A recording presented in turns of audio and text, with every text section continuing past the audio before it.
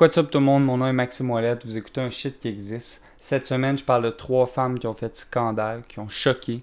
Et souvent, quand on choque ou qu'on fait scandale, c'est parce qu'on est ahead of our time. Donc, on va voir en quoi ces femmes-là étaient révolutionnaires, pourquoi leurs œuvres ont été marquantes. Puis, that's what up. On s'en parle tout de suite après. Vous connaissez la routine, là. Fait que ça commence live. Yeah! Lire! C'est un shit qui existe!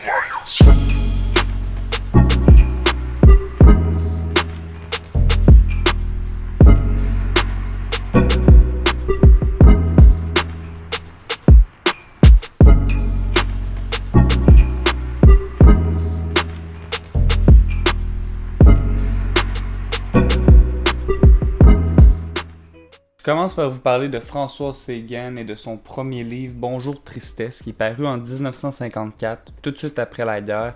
Et ce qui est particulier avec ce livre-là, c'est qu'il a été scandaleux puisque c'est une narratrice féminine qui raconte en fait ses passions, ses aventures. Et c'était ô combien choquant de voir une femme à la sexualité débridée, à la sexualité assumée.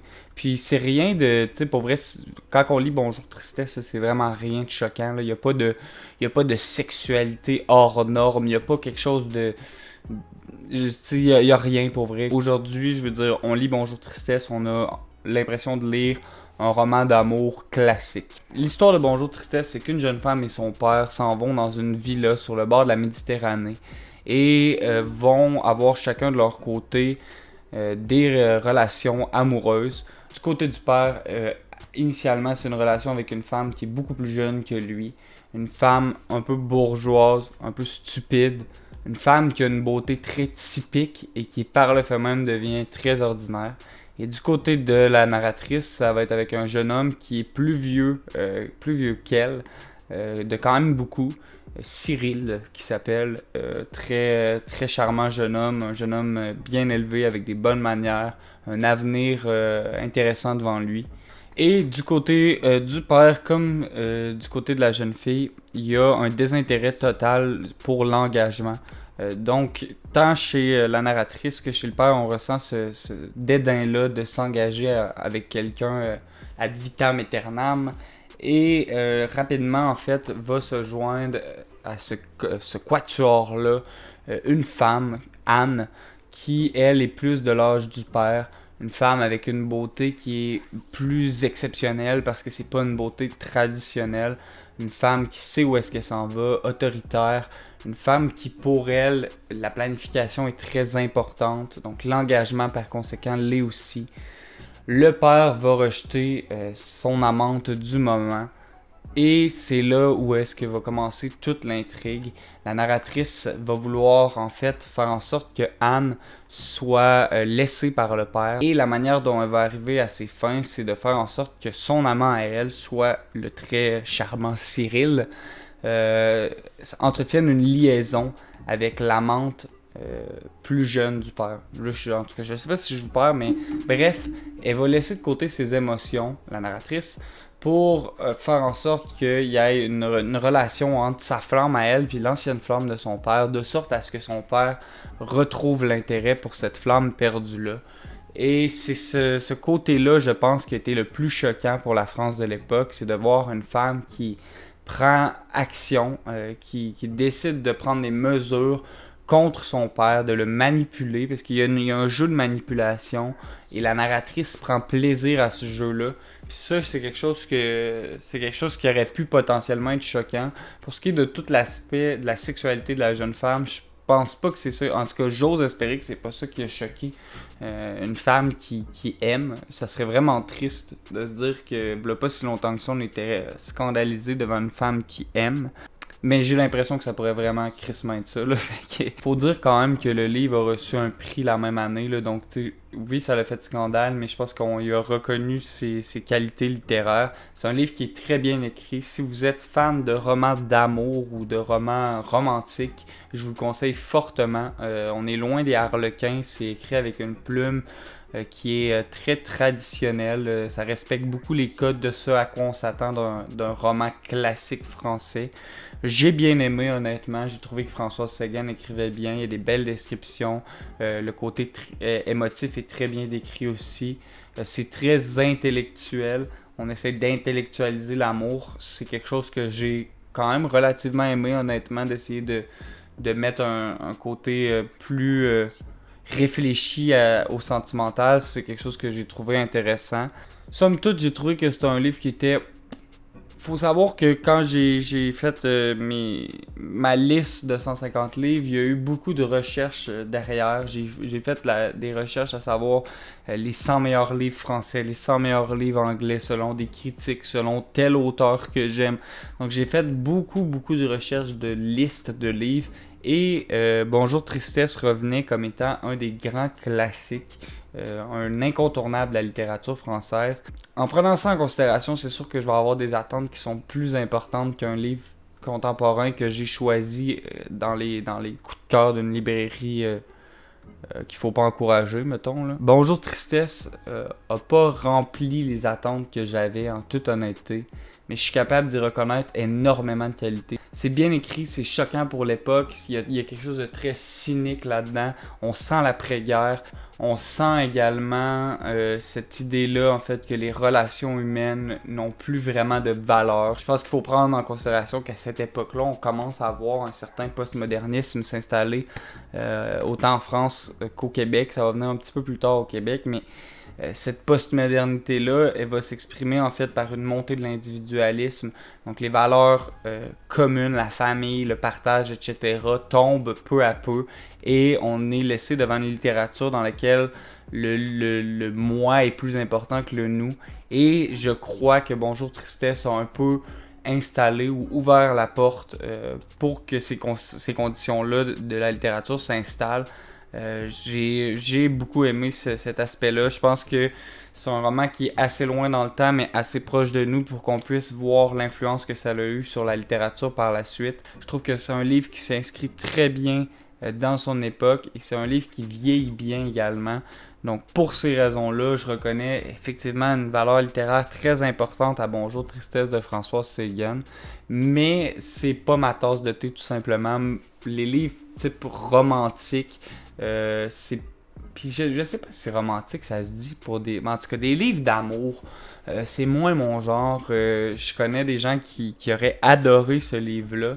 Personnellement, c'est un livre que j'ai trouvé très bon, que j'ai lu quand même relativement rapidement, mais c'est un livre qui, pour moi, n'a pas marqué de point particulier. Si vous êtes fan d'histoires d'amour, si vous êtes fan de tout ce qui est intrigue bien ficelée, mais quand même simple, si vous aimez la littérature française et que vous voulez comprendre comment est-ce que ça c'est devenu ce que c'est aujourd'hui, je vous invite très fortement à aller lire Françoise Séguin.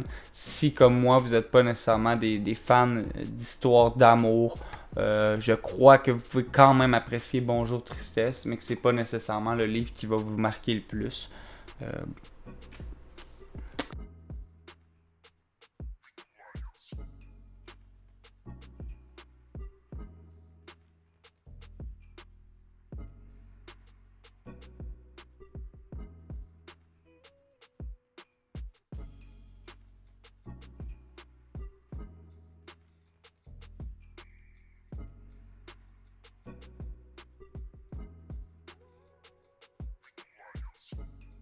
J'ai eu un gros coup de cœur pour Baise-moi de Virginie Despentes. Tellement un gros coup de cœur en fait que j'ai pas pris de notes. Habituellement j'en prends toujours un peu, je m'amène un signet sur lequel je prends des mots-clés pour savoir un peu de quoi je veux vous parler.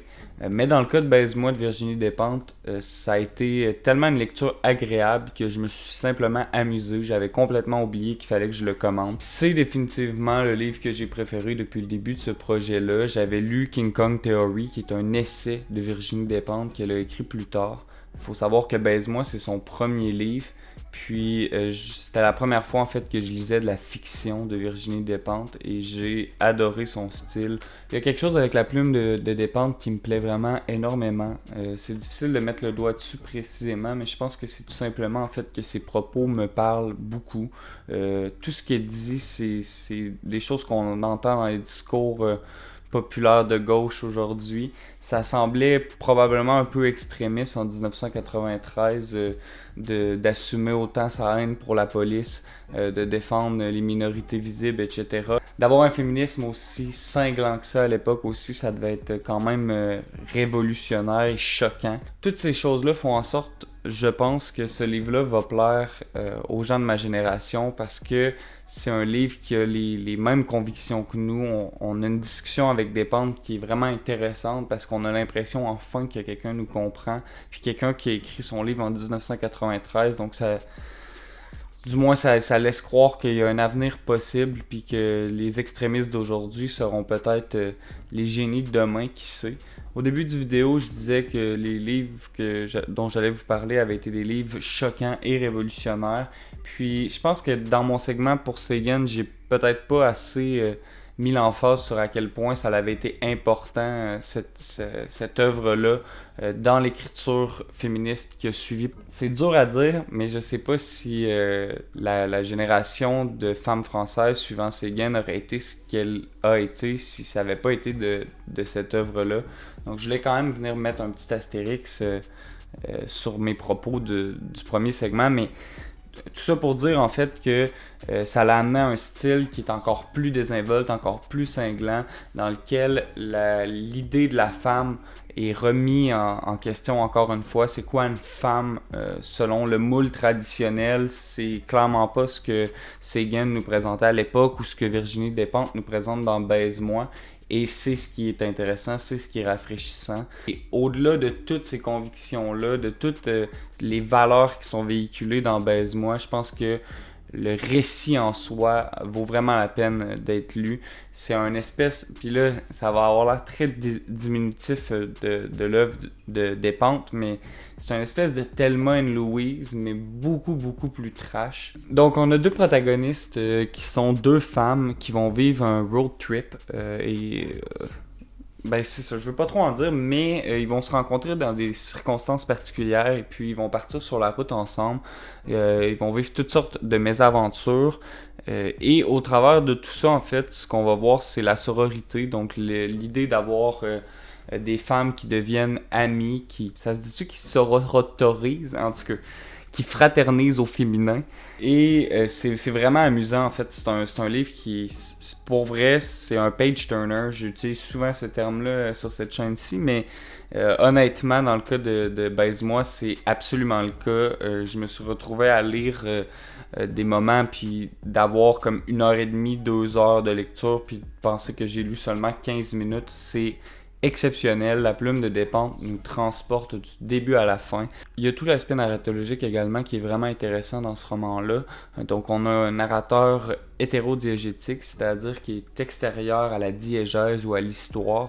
Donc c'est un narrateur qui est pas impliqué dans l'histoire, tout simplement, à la focalisation zéro, c'est-à-dire qu'il sait tout, ce qu'on appelle aussi un narrateur Dieu. Ce que ça permet, en fait, c'est un processus d'identification avec les personnages. On a accès à leurs idées, on a accès à ce qu'elles pensent, pardon.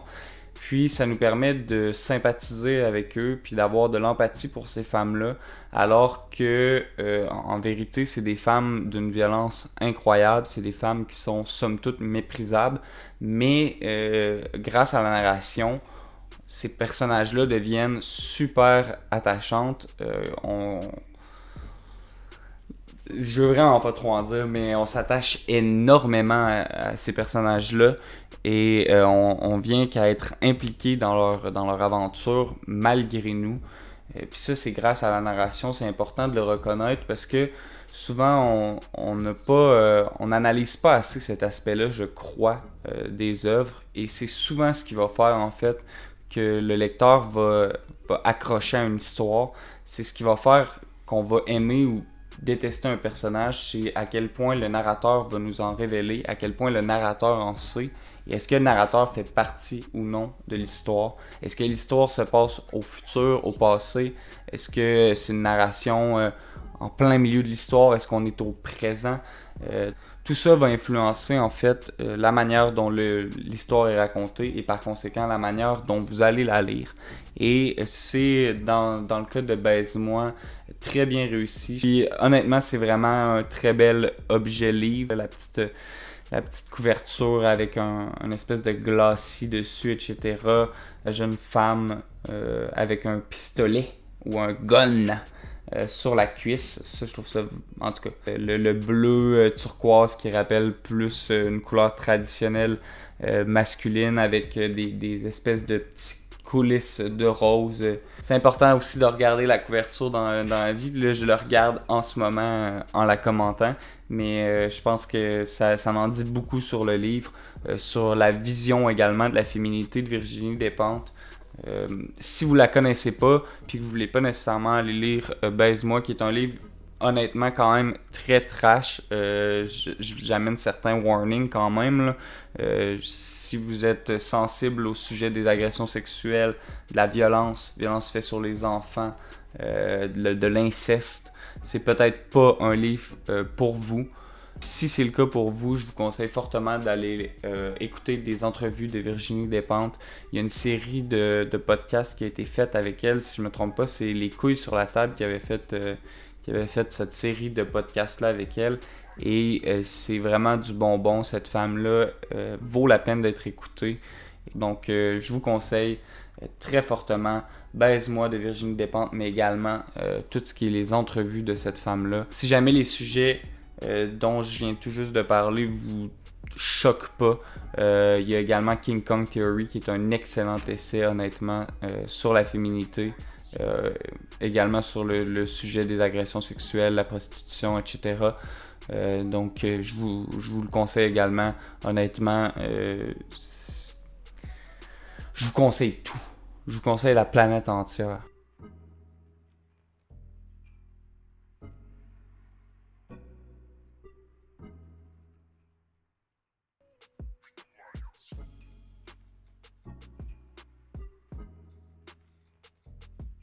Il y a de ces auteurs avec qui on entretient une relation difficile, un amour impossible. Dans mon cas à moi, cet auteur-là, c'est Nelly Arcan. Je dis ça parce que, honnêtement, à plusieurs reprises dans ma vie, j'ai essayé de lire Putain, et à toutes les fois, j'arrêtais exactement au même moment. C'est d'ailleurs pour ça que j'ai choisi Folle et non Putain cette semaine, parce que Putain, il me fait peur en fait, tout simplement. J'ai toujours peur en le prenant de le commencer puis de m'arrêter au même passage où j'arrête à peu près tout le temps. Ça aurait fait plus de sens honnêtement de prendre Putain vu que c'est le premier livre de Nelly Arcan puis que j'avais choisi le premier livre de Françoise Séguin et le premier livre de Virginie Despentes, mais vraiment juste parce qu'il me fait peur le livre, j'ai choisi Folle. Puis on est tellement pas dû moi pis Nelly Arcan que j'avais enregistré cette vidéo-là la même semaine que les deux autres vidéos. Puis en faisant mon montage, je me suis rendu compte que le son était pourri. Je sais pas c'est quoi qui s'est passé avec mon micro, mais il y a eu un beef. Je suis back cette semaine. J'essaie de tourner pour la deuxième fois cette vidéo-là. Vous parlez de Nelly Arcan Folle, mais ça se peut que je fasse ça short and sweet parce qu'honnêtement, ça fait déjà un bon mois que je l'ai lu. Vous l'avez vu cette semaine, je me suis mis à mettre des extraits audio, des entrevues faites avec les auteurs. Auparavant, je mettais tout simplement les images avec la musique. Mais je me disais que ça peut être une bonne idée en fait de vous partager le knowledge que ces gens-là ont au risque de me faire démonétiser, I guess, là. Je sais pas s'ils pourraient bannir mon vidéo complètement. Je te confirme que oui. Si c'est le cas, on révisera la situation tout simplement. Bref, tout ça pour vous dire que vous l'avez vu en fait dans le petit extrait audio que je vous ai partagé d'une entrevue avec Nelly Arcan. Souvent, on revenait toujours sur son passé, puis on parlait jamais vraiment de son œuvre. Puis c'est vraiment dommage parce que c'est une femme avec une plume sublime. J'ai adoré Folle, honnêtement. Ça se présente comme étant une lettre à un ex-conjoint, une ancienne flamme. Nelly Arcan, en fait, fait juste faire preuve de ses états d'âme, raconter comment elle a vécu cette relation-là de son point de vue à elle. Puis honnêtement, je pense que ça fait un bon résultat, cette idée-là d'une lettre qui devient une lettre ouverte. Nelly Arcan, c'est une femme qui avait peur de rien, qui se censurait en aucun cas. Dans ce livre-là, il y a des descriptions qui sont tout simplement sans filtre de la décadence. On parle de cruauté sur les animaux, on parle de mutilation, on parle de drogue, on parle de pornographie. C'est tous des sujets qui sont assez trash, mais que Nelly Arcan arrive à aborder avec une certaine finesse, avec un côté sophistiqué. Puis c'est vraiment la force de Nelly Arcan. Des gens m'ont déjà dit qu'avant de me connaître, je leur semblais inaccessible. Pour eux, j'étais comme frappé de la grâce des gens dont on n'a pas suivi la vie rampante qui mène à la reconnaissance sociale. Pour eux, j'étais une pute intacte. Dans le scandale, je restais sophistiqué. Je vous lis ce passage-là parce que, en fait, il m'a frappé. J'étais totalement en accord avec ce qu'il dit. C'est avant ce passage-là parce qu'effectivement, j'ai l'impression que dans le scandale, Nelly Arcan reste très sophistiqué. Quand je parle de scandale, je parle pas au sens populaire du terme. Je parle plutôt de scandale en termes de littérature, parce qu'effectivement, ce qu'elle écrit est parfois scandaleux, parfois choquant, mais c'est toujours fait avec une grâce incroyable. Honnêtement, Nelly Arcan écrit super bien. Je suis vraiment content d'avoir lu Folle parce que je pense que ça me donne envie un peu plus d'aller lire Putain, que j'ai également mis dans ma liste, que je devrais lire cette année. Et je l'appréhende là, de façon très positive, contrairement au préalable avant d'avoir lu Folle. Il y a le personnage du grand-père également que j'ai trouvé vraiment intéressant, un personnage qui a une sagesse incroyable. C'est par lui beaucoup que l'aspect religieux du livre ressort, un aspect qui m'a honnêtement vraiment surpris. Ça m'a quand même choqué par moments de voir qu'il y avait une présence aussi forte de la religion. Mais il faut comprendre que Nelly Arcan a été élevée dans un petit village, donc probablement avec une éducation très religieuse, très chrétienne. Donc c'est normal en fait que le personnage du grand-père ait cette spiritualité-là, ce côté religieux-là. Et c'est normal également que la narratrice fasse preuve en fait de la même spiritualité. Il y a une certaine barrière effectivement quand on parle de religion, surtout quand on parle de christianisme au Québec. Je pense qu'on est très fermé à cette idée-là. Donc quand on a dépassé cette barrière-là, je pense qu'après c'est plus choquant puis on arrive à apprécier vraiment le personnage du grand-père qui honnêtement est un personnage sublime. Ce qui est intéressant aussi avec le livre, c'est qu'au moment où est-ce qu'il a été publié, c'est l'avènement de l'Internet, donc par conséquent l'avènement de la pornographie. J'ai trouvé ça vraiment intéressant d'avoir le take de Nelly Arcan sur la pornographie, d'avoir le take d'une travailleuse du sexe à la genèse parce que c'est pas l'avènement de la pornographie, là, mais à la genèse de la distribution de masse de la pornographie du moins. Donc d'avoir son take là-dessus, c'est vraiment intéressant. Puis je pense que c'est une opinion qui peut-être pourrait vous surprendre. Il y a tout l'aspect également autofictif du roman qui est très intéressant. Souvent la narratrice va évoquer un passé dans lequel elle a écrit un livre qui s'appelle Putain. Donc on peut prendre en considération que les faits qui sont racontés par Nelly Arcan sont du moins en partie vrais. Et que la narratrice qui écrit au jeu est Nelly Arcan, parce qu'elle se nomme à plusieurs moments. Elle parle de son passé, des faits qu'on connaît. J'ai trouvé que ça prenait quand même de l'audace, parce qu'on sait qu'avec Putain, Nelly Arcan s'est fait ramasser de tous les bords, tous les côtés par rapport à son passé. Puis il n'a jamais été vraiment mentionné que ce texte-là est un texte autofictif. Les gens ont fait le lien, le rapprochement entre son ancienne vie d'étudiante prostituée et celle de sa narratrice. Est-ce que les liens étaient légitimes? Je pense que dans une certaine mesure, oui, mais les gens se sont vraiment acharnés sur sa vie et non pas sur son œuvre. Donc d'y aller avec un roman qui s'assume comme étant autofictif, j'ai trouvé ça quand même audacieux. Donc pour ça, gros props à Nelly Arcan. Honnêtement, ça vaut le détour. Si vous aimez la littérature qui est très sophistiquée, si vous aimez les choses trash, si vous voulez en apprendre plus sur Nelly Arcan, qui est une femme exceptionnelle, je vous conseille fortement d'aller lire Folle, paru en 2004. Un excellent roman, sérieusement.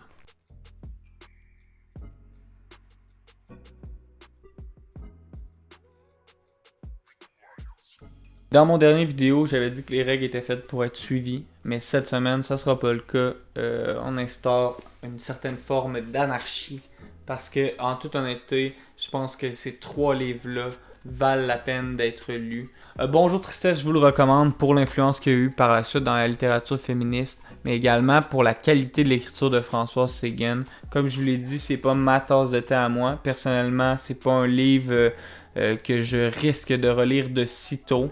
En revanche, je pense que c'est un excellent livre, puis que si jamais c'est un style qui vous intéresse, vous allez l'adorer. Je vous conseille très fortement en fait d'aller lire Françoise Séguin, Bonjour Tristesse. Baise-moi, mon grand coup de cœur, honnêtement. Comme je vous ai dit, ça fait quand même un bon mois que j'ai tourné la vidéo de Baise-moi, mais je suis encore 100% down avec ce que j'ai dit. C'est jusqu'à présent mon livre préféré du projet. C'est un livre que j'ai dévoré. J'adore Virginie Despentes et j'ai adoré découvrir sa fiction. Ça vaut vraiment le détour. Pour ce qui est de Folle de Nelly Arcan, je vous le conseille parce qu'honnêtement, je pense qu'on donne pas assez de reconnaissance à cette femme-là. Je pense qu'on considère pas assez son œuvre comme étant une œuvre marquante. Du moins à l'époque où est-ce qu'elle était encore en vie, je pense qu'on lui a pas donné la gratitude et le respect qu'on aurait dû lui donner. Donc, 3 suggestions cette semaine. Donc, on se revoit la semaine prochaine. Mon nom est Maxime Ouellette. Vous avez écouté un shit qui existe. Merci. Puis, merci. Puis, vous pouvez aller suivre ma page Instagram. J'y partage parfois des nouvelles. Là, quelques jours / semaines, j'ai annoncé que je travaillais sur 2 gros projets en parallèle. Et je suis vraiment content aujourd'hui de vous parler d'un de ces 2 projets-là. Donc, je vais continuer les vidéos traditionnelles sur ma chaîne, mais de temps en temps, je pense sortir des podcasts avec des gens que j'aime, que j'apprécie, de parler avec eux de littérature, de voir quels sont leurs livres préférés, puis qu'est-ce qui en ressort en fait de cette lecture-là, de cette littérature-là. Donc, dans les prochaines semaines / mois, je vais travailler sur ce concept-là. En plus de ma chaîne régulière, ça risque d'être partagé directement sur cette chaîne-ci. Donc, je vous invite à rester à l'affût pour ça. Ça commence à être concret, fait que c'est pour ça que je me permets de vous en parler. Donc, j'ai vraiment hâte de vous présenter ça. Je pense que ça va être un autre projet qui va être super amusant. On se voit la semaine prochaine pour le vidéo régulier. That's it, peace out.